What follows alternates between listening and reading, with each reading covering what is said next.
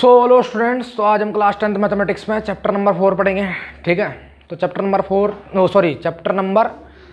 13 पढ़ेंगे। तो 13 में एक्सरसाइज 13.2 पढ़ते हैं। तो 13.2 का मैंने 3 क्वेश्चन करा चुका हूँ और चौथा क्वेश्चन आज देखते हैं। ठीक है, बड़ा आसान क्वेश्चन है, तो देखेंगे क्वेश्चन क्या कह रहा है वो हम उसको रिपीट करते हैं। एक कलमदान घनाभ के आकार की एक लकड़ी से बना है। तो हमारे पास एक कलम मतलब पेन, मतलब बॉक्स, पेन बॉक्स, यही कह सकते हैं हम। तो हमारे पास एक पेन का बॉक्स है, तो वो एक लकड़ी से बना है। ठीक है, अब जिसमें कलम रखने के लिए, पेन रखने के लिए हमारे पास 4 शंक्वाकार गड्ढे बने हैं। ये 1 2 3 4 मैंने क्या बना रखे हैं, कॉनिकल, क्या बना रखे, कौन की टाइप में एक गड्ढे बने हुए हैं 4। ठीक है, तो घनाभ की हमें विमाएँ दे रखी है। 15 सेंटीमीटर लंबाई होगी, 10 सेंटीमीटर गहराई और 3.5 सेंटीमीटर ऊंचाई। लंबाई ये हो गई और गहराई हमारी इस तरह से हो गई, ये इस तरह से, और ऊंचाई हमारी क्या हो गई 3.5। ठीक है, और अब हमें प्रत्येक गड्ढे की त्रिज्या दे रखी है 0.5 सेंटीमीटर और गहराई हमें 1.4 सेंटीमीटर। यानी कि जो ये गड्ढा है वो इस तरह से, मतलब जो गड्ढा है वो शंक्वाकार है, इस तरफ से है। इसको एक को मैं बना रहा हूँ, बाकी चारों सेम है। तो ये गड्ढा जो है इस तरह से है, मतलब शंक्वाकार शेप में है, कॉनिकल शेप में है ना। इस तरह से मैं आपको बना के दिखा रहा हूँ। ठीक है, नहीं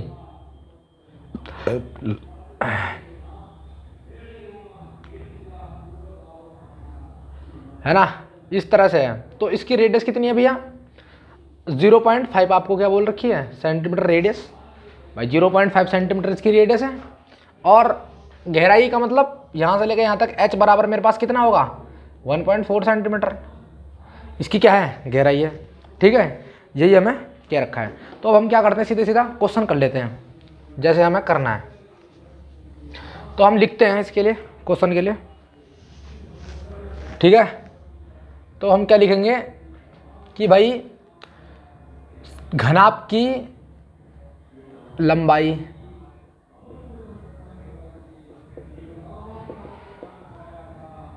L 15 सेंटीमीटर, ब्रेथ 10 सेंटीमीटर और h हमारे पास कितना 3.5 सेंटीमीटर।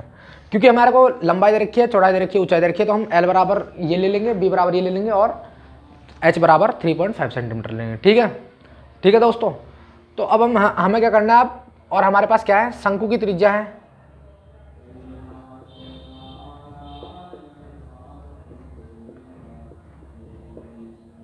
भाई, गड्ढा जो है शंक्वाकार है तो शंकु की त्रिज्या हो जाएगी। शंकु की त्रिज्या हम r मान लेते हैं, तो यानी कि 0.5 सेंटीमीटर हो, और h हमारे पास कितना है 1.4 सेंटीमीटर। तो हमें पूरे कलमदान में लकड़ी का आयतन निकालना है। तो बहुत ध्यान से देखने की बात है, पूरे कलमदान में लकड़ी का आयतन कैसे निकलेगा भाई, घनाभ का आयतन निकालूंगा, उसमें से 4 शंक्वाकार गड्ढे को माइनस कर दो। भाई घनाभ के आयतन में से यदि हम 4 शंक्वाकार गड्ढे का आयतन घटा देंगे तो हमारे पास क्या आ जाएगा, पूरे कलमदान में लकड़ी का आयतन आ जाएगा। भाई लकड़ी तभी तो बनी रहेगी जब हम 4 कॉनिकल जो गड्ढे हैं उनको निकाल दें हमारे पास, तभी तो लकड़ी बचेगी। तो इसका मतलब कलमदान में लकड़ी का जो आयतन होगा वो होगा घनाभ का आयतन माइनस 4 गुना शंक्वाकार गड्ढे का आयतन, यही कह दो। तो लिखेंगे लकड़ी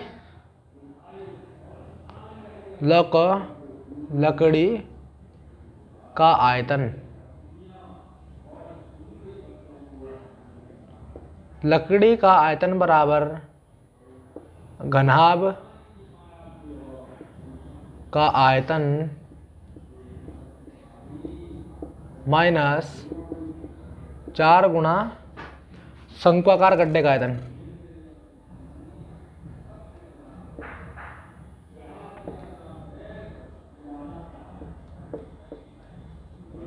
गड्ढे का आयतन।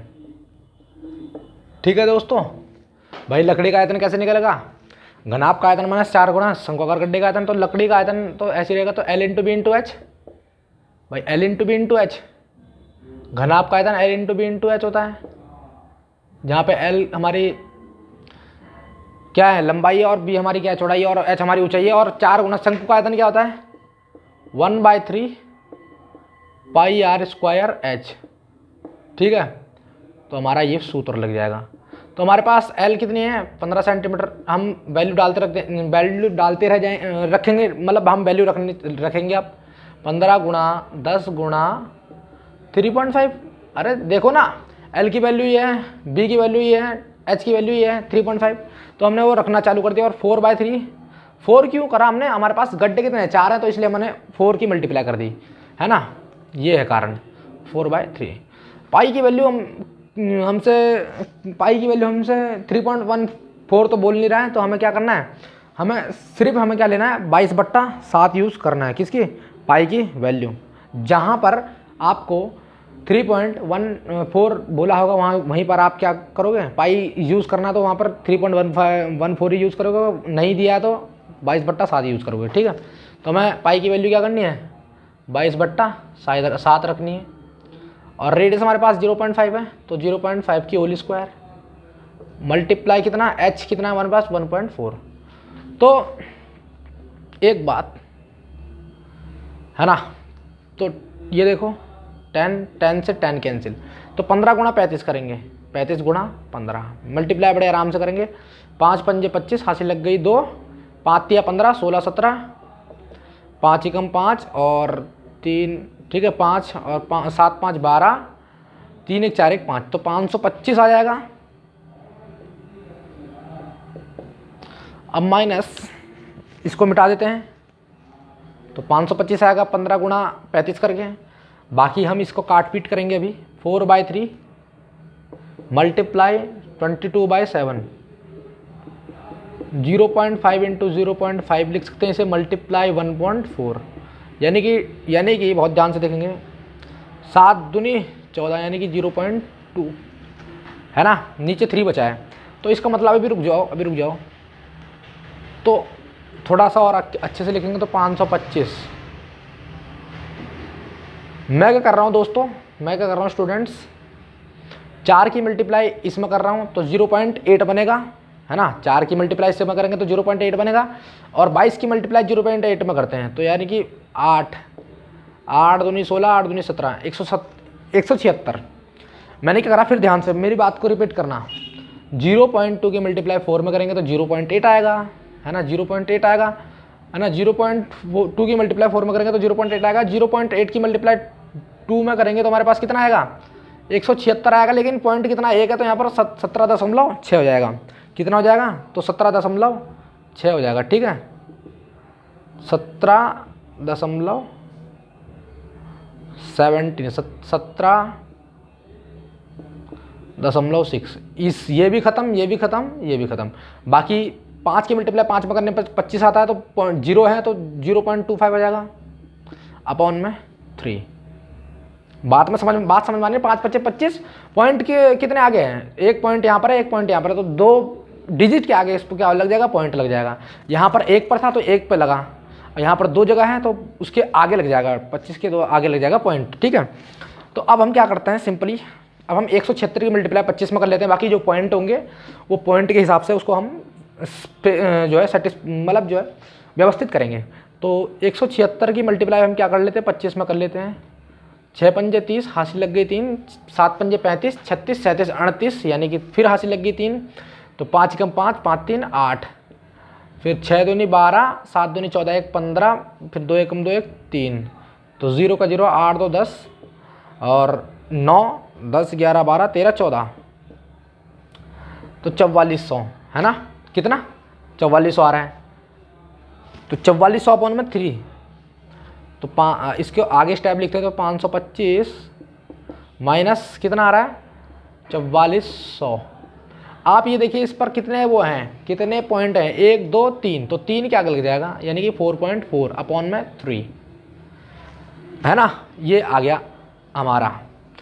This much of centimetre cube, cube क्यों ले रहे हैं हम, this much of centimetre cube, क्योंकि ये आयतन है, आयतन में कोई भी जो यूनिट होगी वो क्यूब में होगी, क्षेत्रफल में वो स्क्वायर में होगी, लंबाई वो मीटर में होगी, तो ये आयतन है, तो ये आयतन में क्या हो जाएगा, क्यूब में लग जाएगा, क्यूब लग जाएगा, ये आपको मैं पहले बता चुका हूँ।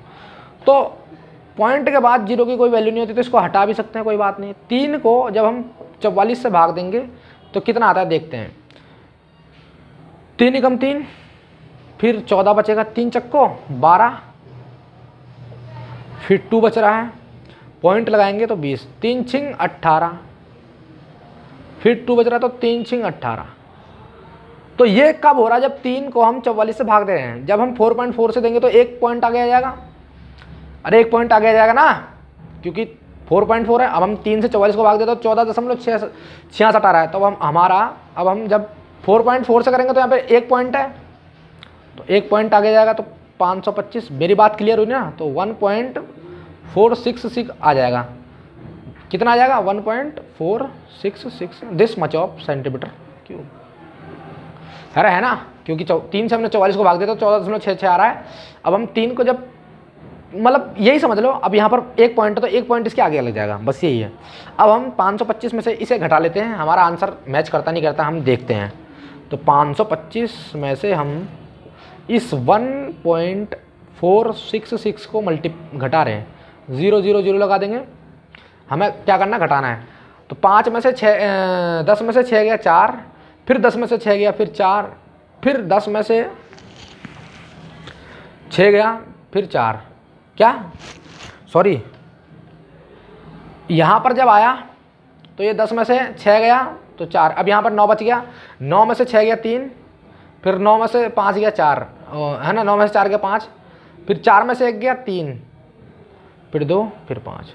मेरी गलती हो गई थी। तो जब यहाँ से कैरी बनेगा तो ये 10 बन जाएगा, फिर ये 9 बन जाएगा, फिर ये 9 बन जाएगा, 9 ही रहेंगे। ठीक है भैया? तो ये हमारा क्या हो जाएगा? इस तरह से हम इस तरह से हम घटाते हैं। 5 2 3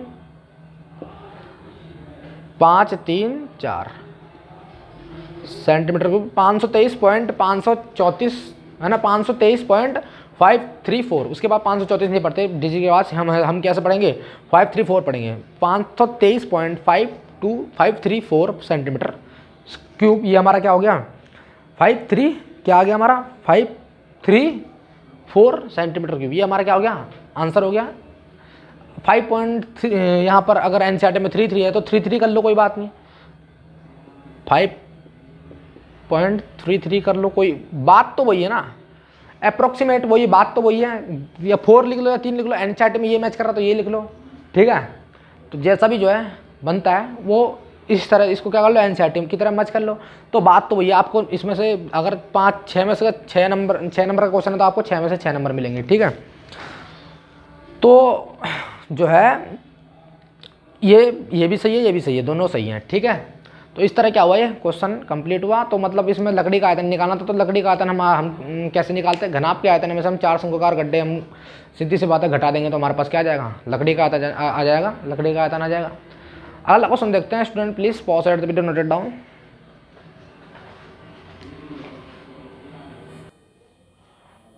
सो स्टूडेंट क्वेश्चन नंबर 5 देखते हैं। तो कोई बर्तन उल्टे शंकु के आकार का है। हमारे पास कोई जो बर्तन है वो उल्टे शंकु के आकार का है। इसकी ऊंचाई जो है 8 सेंटीमीटर है ना। इस पूरे बर्तन की ऊंचाई जो है 8 सेंटीमीटर है। ठीक है? और आगे पढ़ते हैं। इसके ऊपरी सिरे जो खुला हुआ है उसकी त्रिज्या हमारे पास क्या है? 5 सेंटीमीटर है। यह ऊपर तक जो है पानी से भरा हुआ है। जब इस बर्तन में शीशे की कुछ गोलियां जो है उसकी त्रिज्या दे रखी है हमारे को 0.5 सेंटीमीटर वाला, उस क्या है छोटी छोटा गोला है, उसमें बर्तन में डाली जाती हैं। तो हम कह रहे हैं इससे जब डालते हैं तो इससे जो इसमें जो भरे हुए पानी का जो 1/4 भाग है वो बाहर निकल जाता है। तो बर्तन में डाली गई जो शीशे की गोलियां हैं वो हमें ज्ञात करनी। तो सबसे पहले और अच्छे से ब्रीफली एकदम समझते हैं। तो हमारे पास सबसे पहले क्या करता है कि कोई बर्तन उल्टे शंकु के आकार का, मतलब इस तरह। सुल्टा तो ये होता है भाई, सुल्टा शंकु ये होता है। उल्टे शंकु की बात करें, ये सुल्टा शंकु हुआ। अब उल्टे शंकु की बात करें तो वो कुछ इस तरह से है। तो कोई बर्तन उल्टे शंकु के आकार का तो मतलब इस तरह से है ये। तो ये उल्टा शंकु हो गया। इस तरह से कोई बर्तन है। तो कोई बर्तन जो है उल्टे शंकु का आकार का, इसकी ऊंचाई सबसे पहले आपको कितनी दे रखी है? 8 सेंटीमीटर। यहाँ की इसकी ऊंचाई कितनी है? 8 सेंटीमीटर है। ठीक है? इसके ऊपरी सिरे जो खुला हुआ है उसकी त्रिज्या हमारे पास कितनी है? ये इसकी रेडियस हमारे पास कितनी है? 5 सेंटीमीटर। उसकी त्रिज्या हमारे पास कितनी है? 5 सेंटीमीटर। ये पानी तक, ये ऊपर से जो है पानी से भरा हुआ है, पूरा पानी से भरा हुआ है। ये पानी से भरा हुआ है, पानी से, वाटर से ये क्या है इस तरह से भरा हुआ है। ठीक है? अब क्या कह रहा है? जब इस बर्तन में शीशे की कुछ गोलियां डाली जाती हैं, इस बर्तन में इस तरह से शीशे की कुछ गोलियां डाली जाती हैं, है ना। इनमें से जो है इन सबकी जो त्रिज्या है, ये जो गोलियों की त्रिज्या वो हमारे पास कितनी है? 0.5 सेंटीमीटर, है ना। इन गोलियों की जो कितनी है त्रिज्या है, वो गोला है एक तरह से, ये गोलियां मतलब गोला डाला जाता है, जिनकी त्रिज्या कितनी है? 0.5 सेंटीमीटर है।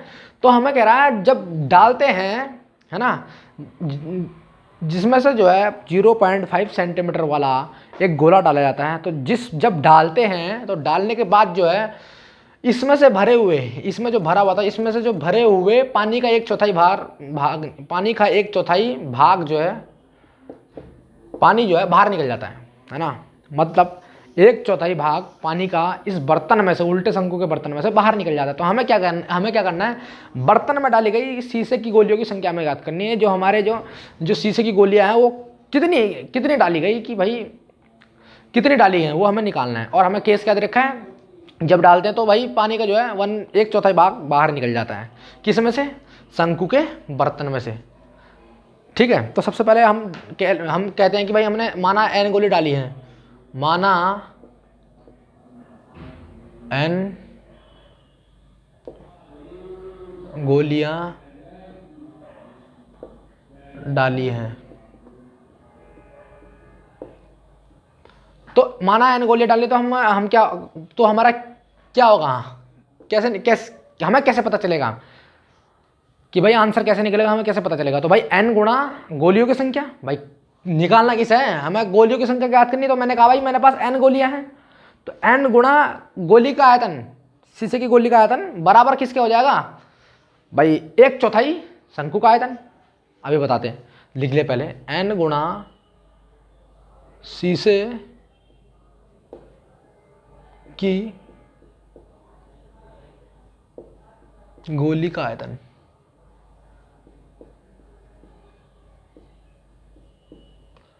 बराबर 1/4 शंकु का आयतन।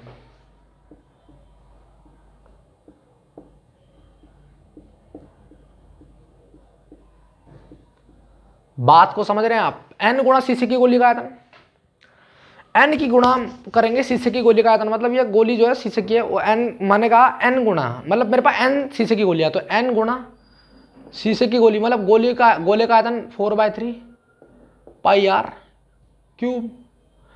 तो इसको स्मॉल मान लेते हैं, है ना भाई, छोटी गोलियां हैं तो इसको स्मॉल मान लेते हैं। और जो शंकु का आयतन है उसमें जो है उसकी रेडियस जो है उसको हम कैपिटल R से डिनोट कर लेते हैं। भाई इस वाली रेडियस को हम 5 सेंटीमीटर को कैपिटल R से डिनोट कर लेते हैं। जो यहाँ से लेके इस जो बर्तन की त्रिज्या है, शंकुकार बर्तन की जो त्रिज्या है, उसको हम कैपिटल R से। तो भाई 1/4 शंकु का आयतन कितना होता है, 1/3 पाई R स्क्वायर H। ठीक है। तो हमें लिखना पड़ेगा शंकु की त्रिज्या,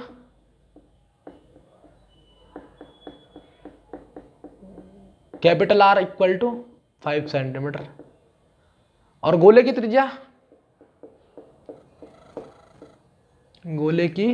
त्रिज्या, स्मॉल r बराबर 0.5 सेंटीमीटर। अब हमें क्या करना है, बस सीधे सीधा आंसर निकालना है। तो जो कट रहा है उसे काटो, 3 से 3 कट गया आराम से भाई, 3 से 3 कट गया बस। बाकी हमें n निकालने से मतलब है, पाई से पाई भी कट गया, और कुछ कटा, और कुछ नहीं कटा। तो n गुणा 4 r, स्मॉल r की वैल्यू हमारे पास 0.5, क्यूब है तो 0.5, क्यूब है तो 0.5 इज इक्वल टू 1 गुणा 4।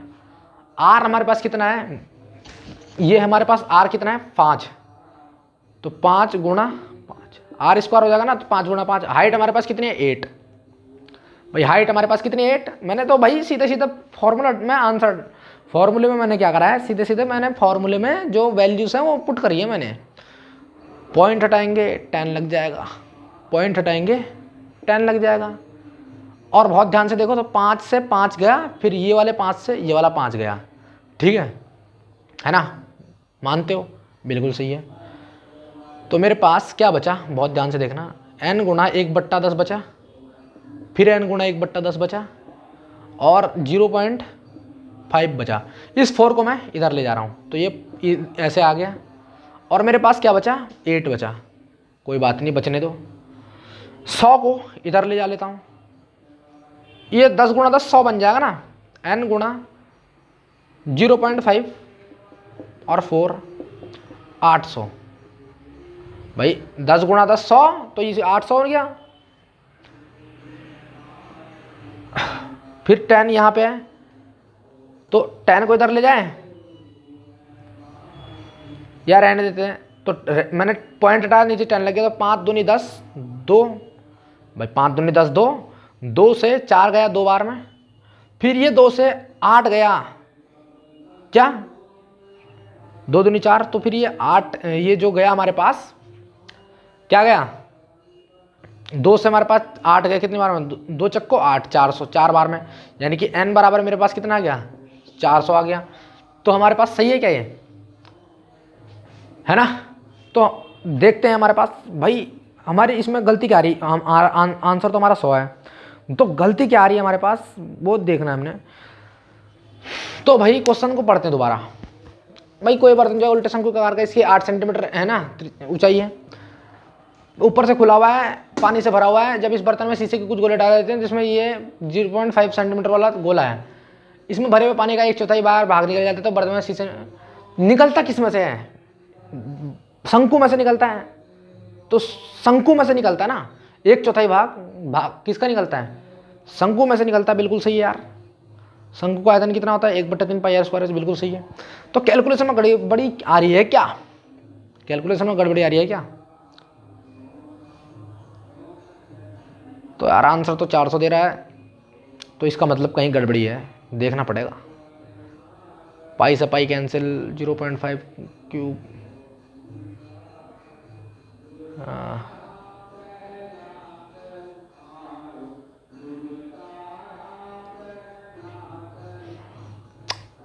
बड़ा दिक्कत कर रहा है।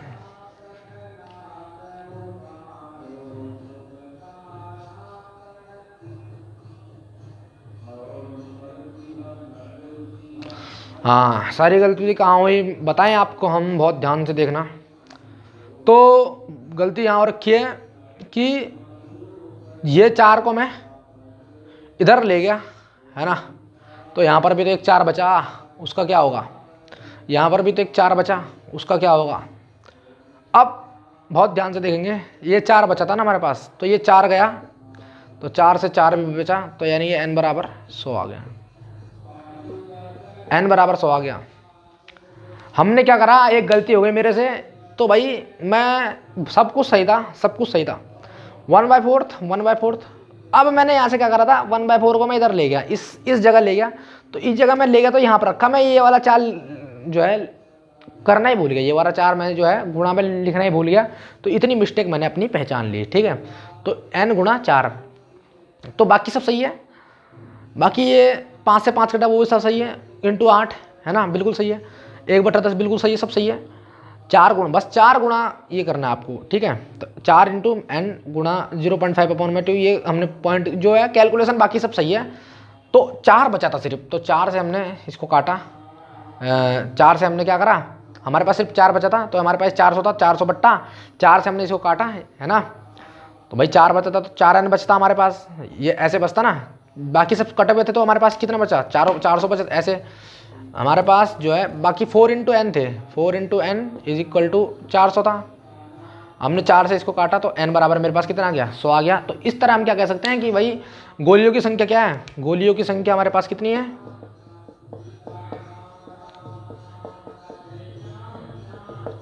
n बराबर 100। तो ये हमारा क्या हुआ आंसर। मिलते हैं अपने नेक्स्ट लेक्चर में, तब तक के लिए मिटल then goodbye, see you, take care, thank you students.